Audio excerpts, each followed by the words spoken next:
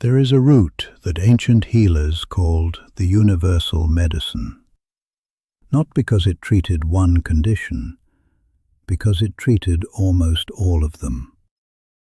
And it did something no other plant in any healer's collection could do quite as completely. It worked within hours. Today I am going to take you through what ginger does to your body in a single 24-hour period, hour by hour, system by system, exactly what is happening inside you, and exactly what ancient healers across India, China, and the Arab world observed in their patients that made this root the most prescribed medicine in human history. Before the 24 hours begin, let us understand why ginger is different from every other remedy. Most medicinal foods work on one system. Garlic works primarily on the cardiovascular system. Turmeric works primarily on inflammation. Chamomile works primarily on the nervous system. Ginger works on all of them at once. Ancient Ayurvedic physicians called it Vishwa Bhesaj, the universal healer. They were not speaking loosely. They meant that ginger addressed the root cause of disease in the Ayurvedic model: blocked, sluggish, or misdirected digestive fire, and that by correcting the digestive fire, every other system in the body naturally came back into balance. Ancient Chinese physicians called it Shengjiang, living ginger, and prescribed it in over half of all their classical formulas. Not because ginger was the active ingredient in those formulas, because it enhanced and directed every other ingredient. It was the carrier, the catalyst, the thing that made everything else work better. Ibn Sina, the great Arab physician whose medical texts shaped healing for 6 centuries, described ginger as warming to the 3rd degree. In the ancient humoral system, 3rd degree warming meant it penetrated deeply, not just to the surface of the body, but into the organs themselves. All 3 traditions, all 3 pointing to the same quality. Now let us go into the 24 hours. The first hour, the gut wakes up. Within 60 minutes of consuming ginger, whether as fresh tea, raw root or powder, the active compounds gingerols and shogales reach the digestive tract and begin doing something measurable. They stimulate the production of digestive enzymes, the proteins that break down food into nutrients the body can absorb. Specifically, they increase lipase activity for fat digestion and amylase activity for carbohydrate digestion. This is why ancient healers universally prescribed ginger before meals, not after. Before. So the digestive system would be primed and ready when food arrived. At the same time, gingerols bind to serotonin receptors in the gut wall, the same receptors that control nausea. Within 30 to 60 minutes, the wave of nausea that comes from motion, pregnancy, chemotherapy, or a stomach that has been overworked simply quiets. Not suppressed chemically, reset. The gut's communication with the brain recalibrates. Ancient Chinese physicians observed this so consistently that they gave ginger its own classification. It was a primary anti-emetic, prescribed for nausea of every kind for over 2,000 years before the mechanism was understood. Hours 2 to 6. The inflammation conversation begins. By the second hour, gingerols and their heat-converted cousins, shogales, have entered the bloodstream. And here is where ginger does something remarkable that most people never realize. It inhibits two separate inflammatory pathways simultaneously. The first is the COX pathway, the same pathway that aspirin and ibuprofen target. Ginger's gingerols inhibit COX-1 and COX-2 enzymes, reducing the production of prostaglandins, the signaling molecules that create pain, heat, and swelling.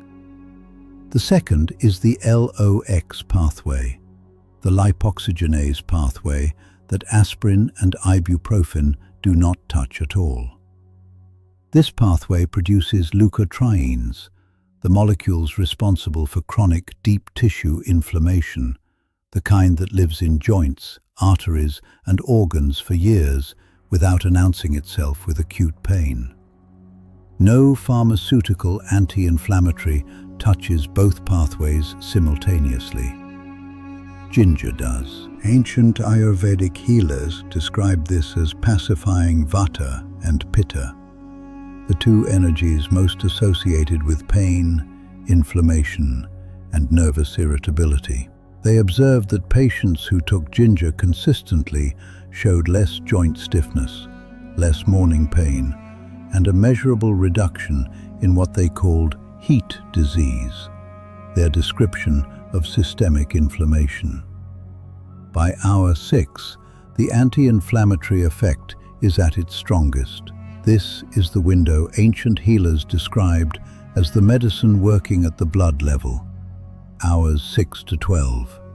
The blood moves. In the second half of ginger's working day, a different set of effects becomes dominant. Ginger is one of the most potent natural antiplatelet compounds known. It inhibits thromboxane synthesis, the process by which platelets clump together to form clots. In healthy blood, this means the blood flows more freely. Vessels that were slightly stiff and sluggish begin to move with less resistance. The heart works less hard to push blood through. Ancient Chinese physicians called this effect moving the blood.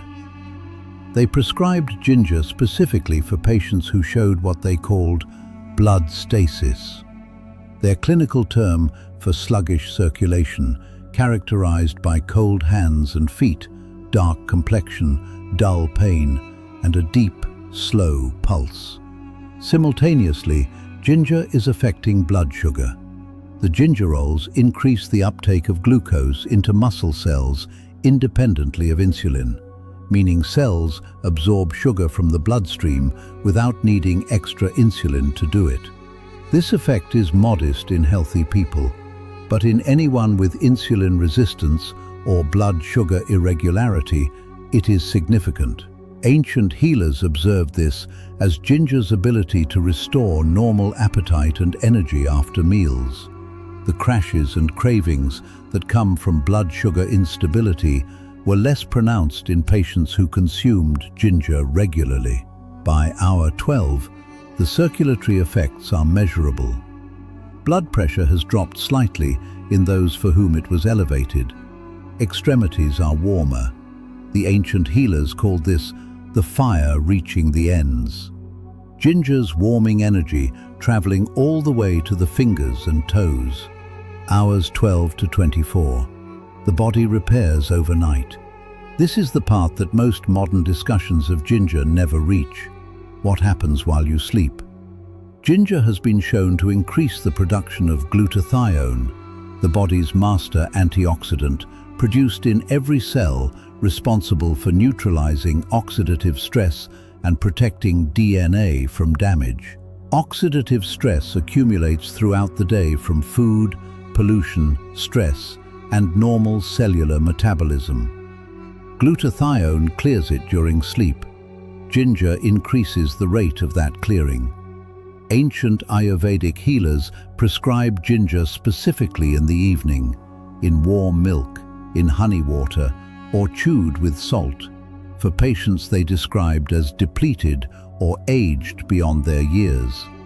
They observed that consistent evening ginger use restored what they called ojas, the essential vitality, the deep reserve of energy that chronic stress, poor digestion and illness had eroded.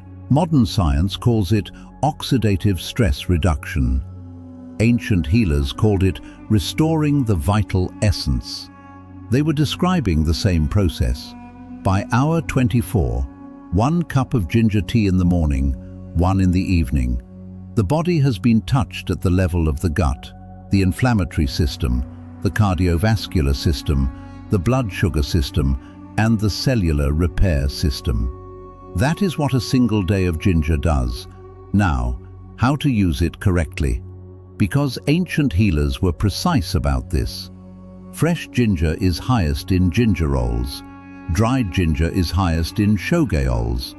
Both are therapeutic, but they emphasize different effects. Fresh ginger is better for nausea, digestion, and acute inflammation.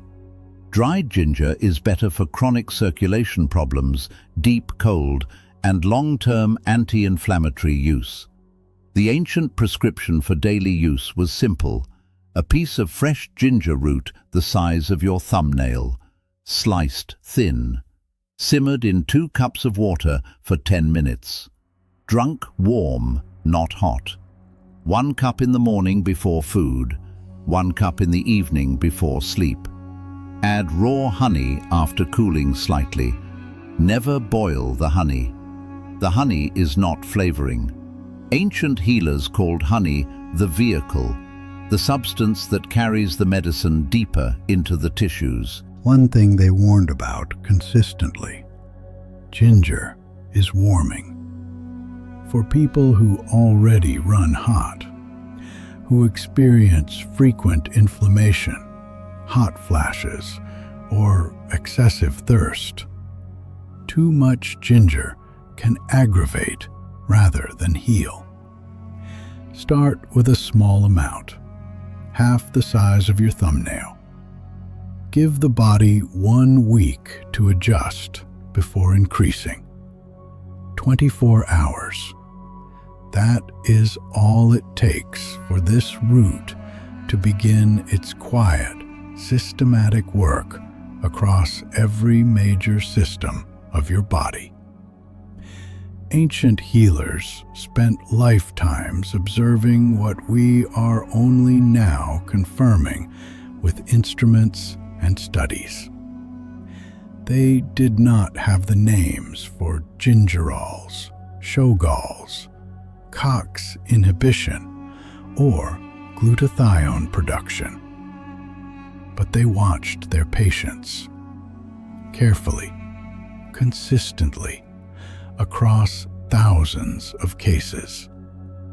And they arrived at the same conclusion every time: this root is different. Start today. 1 cup in the morning, 1 cup tonight. Tomorrow, your body will already be different from what it is right now.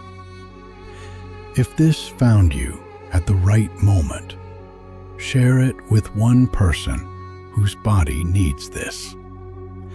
They may never have known this root could do so much. Subscribe to Ancient Body Wisdom and come back every single week. There is so much more the healers knew, and we are only just beginning.